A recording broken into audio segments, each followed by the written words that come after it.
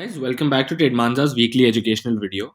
As the year comes to an end, I'm sure there's lots of things many of us would like to change about our trading system and habits. So here in today's video, we are going to bring to you 4 must-have trading habits for 2022. First, I'm going to tell you what the habits are, and then using the help of charts, I'll explain each one of them. So the first habit would be don't trade in the middle. The second habit is giving your stop loss some room to breathe. The third habit would be following a system instead of just being a random trader who chases the market. And the final habit, the most one which sounds like common sense, would be don't trade against the trend. So let's get into the first habit as mentioned, which is don't trade in the middle. Here I have an idea of a chart which is in the range on Nifty in 15 minutes time frame. So what can one see from this range? What we can see here is that every time Nifty touches the 17,330 levels, it's taking resistance here and returning to the 17,200 levels. Basically, it's stuck in a range of 100 points. So what should one look for? One should either look for a definitive breakout above this or a breakdown below this, or what one can do is wait for the confirmation of a reversal from this resistance level and then take a short trade here, or wait for reversal from this levels and then take a long trade right from here. What one must not do, like I mentioned, is trading in the middle.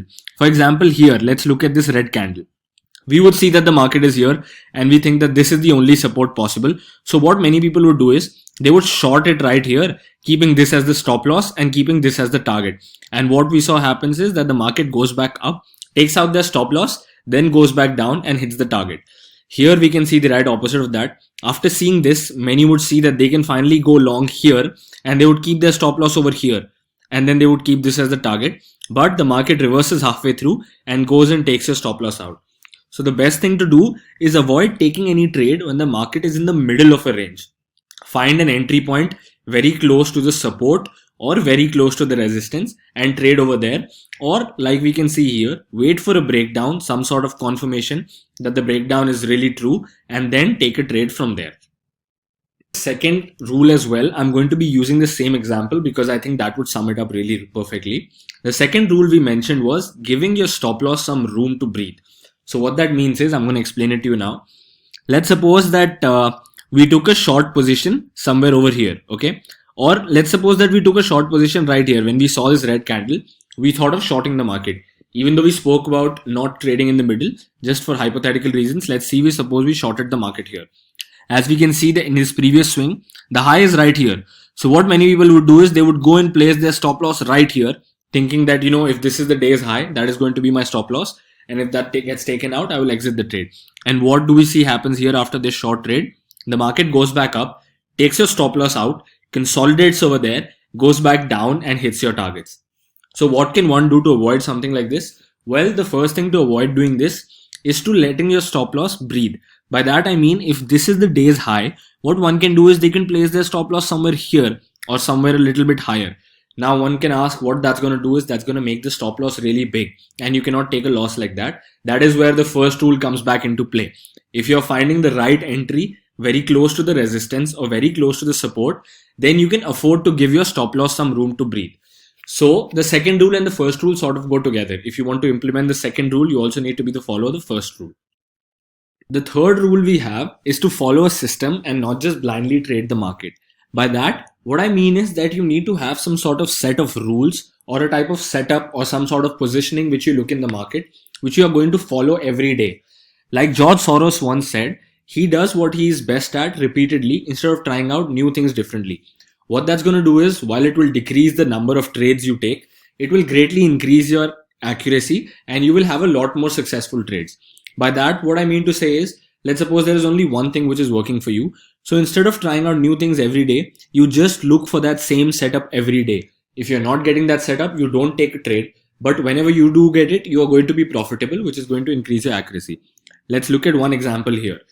So a lot of people take this setup where they try to look for a trend close to the moving average. What I mean is, say here, what one can do is every time the stock is close to the moving average and you see the formation of a red candle, you can take a short position with the previous swing high as your stop loss. This is a very simple system to follow and we can see that it gives results lots of times. Here it goes, we can take this short trade right here with this as our stop loss and keep a target of suppose 1%, then it would give us the 1% move. Or even on the other side, once it has broken above the moving average, we can do the same thing. Every time it comes close to the moving average and takes support from there and goes up, we can keep a previous swing low as our stop loss and enter close to the moving average and then catch this trade right here till we see a break in the trend. A similar thing can be seen here. Every time it comes close to the moving average, there is some resistance, it falls. Comes close to the moving average and fall. Again, fall. So this is a very simple trading setup to follow. I'm not saying that you should be following this one, but this is just an example of what one should be looking for. Does this mean that I will take a trade in this range or that I would be taking a trade in this range? No. It means I would wait for the perfect setup where it is close to my moving average, see what sort of interaction it has over there, and then proceed further from there. The final rule which I have for everyone would be to not trade against the trend. By that, what I mean is that if the stock is trading below its moving average, look for shorting opportunities instead of going long. And if it's trading above the moving average, look for opportunities to go long. Once again, you might miss some big reversals like this, but again, it's going to increase your accuracy and give you access to lots of profitable trades. What I mean to say is that let's suppose that this stock is trading above the moving average here, and we see the formation of these two red candles, and we start thinking that the stock is bearish now. What many people would do is they would short the stock here, keeping the previous swing as the stop loss, and we would see that the stock would move down, take support, move up, and then take their stop loss out. Same thing again. You see two red candles, you think it's the break of a trend, you keep this as your stop loss and you short it, and what happens here? The stock takes support at the moving average and breaks your stop loss again. So to avoid this, what one can do is take trades only in the direction of the trend. The same thing applies to a downtrend as well. Here, the stock is below its moving average.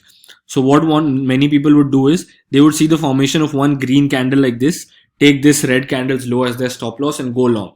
What happens here? The stock moves up a little bit, takes resistance at the moving average, comes down and takes out your stop loss.